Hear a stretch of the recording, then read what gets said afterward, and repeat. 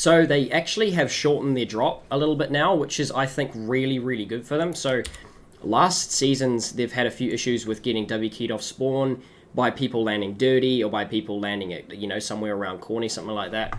The cami split used to entail basically everything here, plus over here, plus over here. That drop was really big and it covered a lot of space, and it just allowed for Dirty Docks to get a W key in, Retail Row to get a W key in, and it essentially means they had these games that were thrown in their tournaments. Now it's got a little bit more compact, so they can land at a split that we saw Benji Fishy and his team land at when they qualified for week 1, which is essentially one guy Spire, one guy at the fishing, and then one guy at the IO. And this just means that they're a little bit more compact, and I think this also means that they're not going to have those issues off spawn that they've had in the past, which is why these guys are my favorites to win this season. And of course, when you get a drop like this off spawn, a lot of it comes down to luck. Teak hits some nice shots out of the air and he takes flick down. And what this obviously leads to, as it probably should, is Seti and the rest of the guys basically hopping in one of these god cars right off the rip, searching for some quick points, and immediately they are on the board with 2 elims. And they get to take basically all of the loot in dirty plus their drop. So they've left with this huge amount of space that they get to get loot from. They've got Surge off spawn. The amount of loot that they're going to get from this is putting them in huge stead to win this game. So of course, there's a little bit of RNG to this, don't get me wrong. I'm not saying that this is going to happen every game of finals. But if you have a couple of games like this where you just access so much stuff, you get Surge early, it just allows your mid-game, and then of course end-game as a result of good mid-game, to come together so much easier.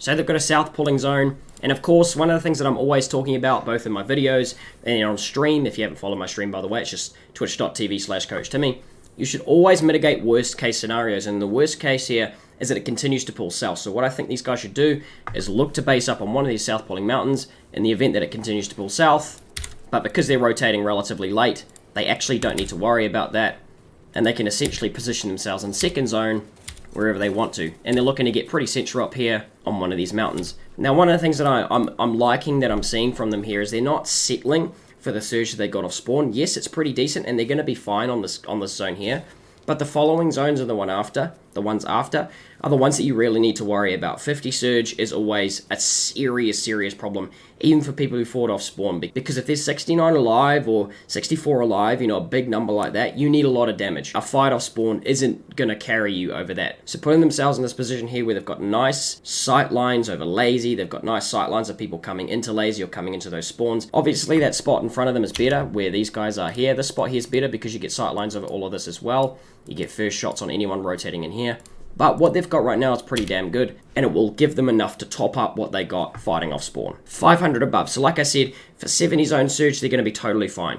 But where it's going to be really important to have a bit more damage is for that 50 surge. So they've put themselves into a really good position to hopefully find a little bit more. Now, as third zone pops, they're going to look to rotate basically immediately. It's exactly what you want to see from a team who's well above on surge. But one thing though, I'd maybe say to wait until surges stop popping, because at the moment there's 72 alive. There's bound to be people around them who are either low on surge or below it. And while you're rotating while surge is active, you have a pretty tough time not taking damage because everyone's out there looking for damage while they see that storm surge notification on their screen. So it looks like they're pretty happy to play pretty passive on edge here. I don't blame them. This is one of those moments where playing central is pretty shit. If you get on top of that spire, someone's already there. Someone's also already set up on that middle island here. So trying to rotate any further in is actually going to be pretty counterproductive. So for them now, it's just all about making sure that they're not wasting too many mats. They're not wasting too much shield. And whatever they use, they look to try and refarm. So this is what he's doing here. He's tarping over to mats that he can refarm, looking to get his wood back that he spent, and also looking to get that rock back that he spent as well. So really good thought process here from Cami, a really good start to their game. Basically getting into third zone now.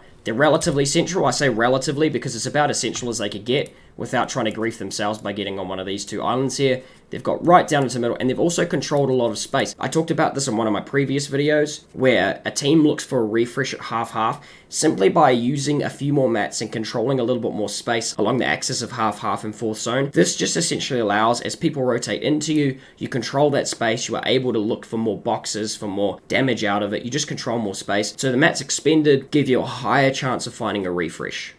Now, the one thing they have to be in this zone, which they are also very, very good at, is extremely vertically aware. If they're vertically aware here, they should find this game really easy. And of course, they win with 11 elims, but that's one of the things that I'm going to be looking out for.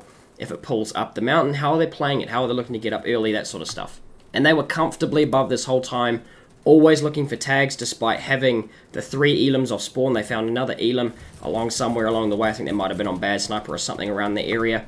So always looking for the surge, even if they felt like they might have had it fairly comfortably earlier, which is really important as well. Now, one way I've described this team this season is the centered edge commandment of Europe. The reason being is because I feel like they have an understanding of how to play mid-ground and low-ground better than anyone else in the region. They play it so consistently. They very rarely look for height. They are always controlling low ground, looking to control space. That same exact game plan that it seems like centered edge commandment do, but adapted to the Europe playstyle a little bit more. Creates his own box, and this is one of those things where the zone is so congested, and this is one of those things, again, where you might want to be paying a little bit more attention to who's around you, who's above you, all that sort of stuff, because if you're looking to recycle a pad in this instant, you have to make sure that you understand who can potentially pump you as you look to jump on it, or if you're going to use your own one, who could be looking at you to spray it out if you go for that. And like I said, they have to be so vertically aware here because it goes directly up this hill. No, they're going to look for this refresh here, even though I think this here is a moment where I would have said there's actually no need to get that refresh. Let's get ahead of zone because you don't want to be held back like this. Really nice movement from City, looking to play down to the right side of zone, looking to drop because that's where low ground is going to be relatively free.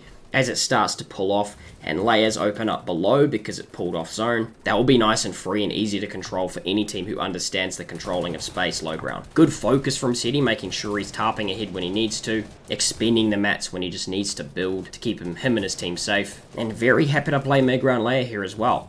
Not forcing the low ground an instant where it would have actually been very dangerous to start dropping. And here we go, here starts the drop. Some good layer changes, sitting on second height, immediately saying, I don't like this layer here, we're going to start getting focused, let's drop. So really good split second decision making. Final zone pulls up the hill, and immediately now is where City says, let's get ahead, let's start to control the space so that we can start the snowball. I've talked about the snowball a lot. You get the 1 kill, you get siphon mats, you control more space. You get another kill, you get to control more space because of the siphon mats that you continue to get. Look at the focus about getting ahead here and controlling the space out in zone. He takes a tick to control that space out in zone. Controlling as much space as he can. He owns everything around that player there. Don't quite get the kill, but that's okay. As we pop over to Cammy, he's got 119 builds. So does Teak. We'll pop back over to City as he looks to keep on controlling. So just an absolute masterclass of focus at the right times on the right things. As soon as it got to that 50-50 need to control space for an easier gunfight stage, they were there controlling space. They weren't taking unnecessary fights. It was all about doing the right things at the right times, playing it picture perfect. This is why these guys are my favorites on Europe, because they do this so consistently.